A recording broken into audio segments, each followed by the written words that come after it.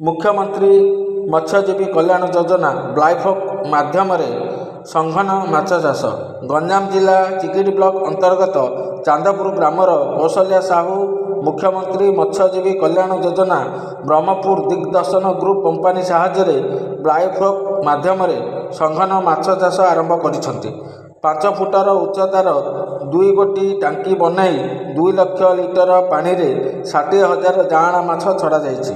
6 लाख टंका प्रोजेक्ट रे सब्सिडी 3,60,000 टंका पाइछंती। एही बायोफ्लॉक प्रोजेक्ट करी बहुत खुशी रे निजर परिवार प्रतिपोषण करि परिबे बोली आशा रखिछंती। ब्यूरो रिपोर्ट स्वतंत्र टीवी। ना हूँ सीमांचल चौधरी ग्राम हूँ खरणीपड़ा। बर्तमान मु आगु शुणी नुआपड़ा निकटस्थ चांदपुर ग्रामर भगवान साहू से बाई फ्लोर गोटे आरंभ कर से बाई फ्लोर कौन ना कौन बोली दिने आसी देखी से बर्तमान टांकी काम आरंभ करते। आज बर्तमान टांकी काम सरी बर्तमान जाँला छाड़ी जो गोटे गोटे टांकी 30,000 लगे माछ आज छड़ाला। जो प्रकार से संस्था कर देखिकी बहुत खुशी लगिला। आ भविष्य में आम जदि करूँ तांकरी द्वारा आम से उपकृत हे आम भी से प्रकार उपकृत हबू बोलिक आशा भरसा रोचे। कंपानी ब्रह्मपुर आर ऑफिस हूँ ब्रह्मपुर ऑफिस अच्छी जो आमर ऑफिस हाँ दिग्दर्शन ग्रुप रु बर्तमान सब सिस्टम गुड़ा आरंभ होती।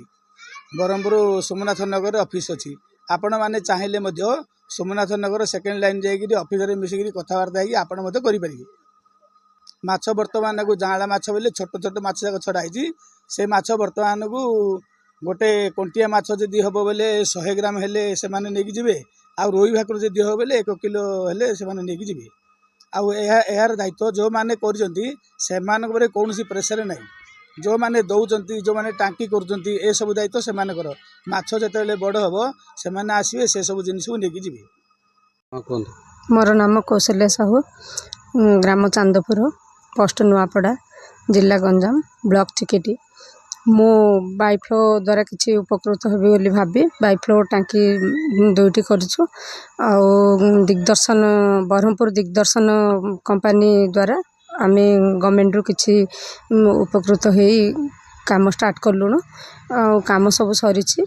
एबे बायोफ्लो दिग्दर्शन सार माने आसी कथबार्ता है किसी जाँला आज छाड़िलु से द्वारा उपकृत हेबी किसी भी उपकृत हो आम परिपोषण होगापाई इच्छा करिछु। स्कीम माने बायोफ्लो स्कीम द्वारा आम 6 लाख टंका ये करी स्कीम करिछु से द्वारा सब्सिडी भी आमको 3,60,000 पाइबु सेटा भी सार कहिचंती। आग को किसी उपकृत हो आम परिपोषण हबु बोली भाविछु। गोटे लाख लिटर टांकी रे 30,000 जाँला छड़ाई 2टी टांकी करिछु 2टी रे 60,000 जाँला छड़ाला।